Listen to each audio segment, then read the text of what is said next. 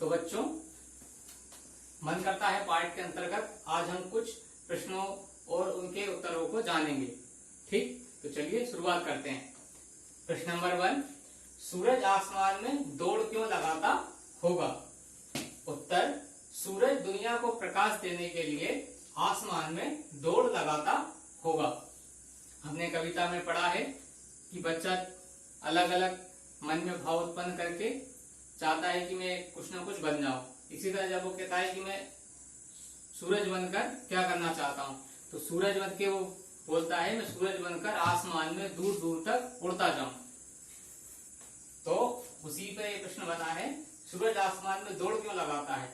तो सूरज क्या करते हैं, सूरज आसमान में सबको प्रकाश देता है और प्रकाश देने के लिए वो आसमान में इधर से पूरब से पश्चिम दिशा की ओर जाता है।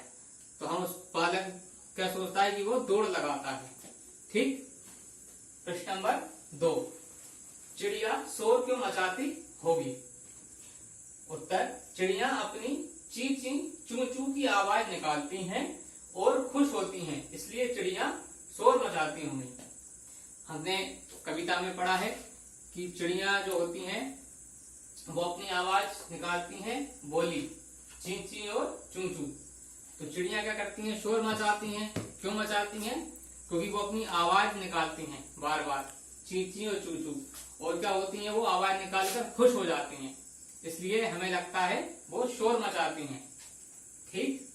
प्रश्न नंबर 3, चंदा तारों पर क्यों अकड़ता होगा?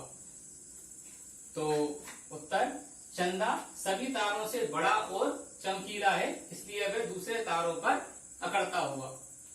चंदा जो है हम आसमान में देखते हैं रात के समय, सभी तारों से बड़ा दिखाई देता है और सभी तारों से चमकीला भी दिखाई देता है। तो इसलिए बालक ये सोचता है अगर मैं चंदा बन जाऊं तो क्या करूंगा, सब तारों पर अकड़ दिखाऊंगा। उसके पीछे क्या कारण है कि चंदा जो है सभी तारों में रात के समय बड़ा दिखाई देता है और चमकीला, इसलिए वे सभी तारों पर अकड़ दिखाता है। तो आज मैंने आपको 3 प्रश्न ये दिए हैं, तो आप इनका अपनी कॉपी में नोट कर लीजिए और इनको अपनी भाषा में भी उत्तर देने का प्रयास कर सकते हैं आप। धन्यवाद।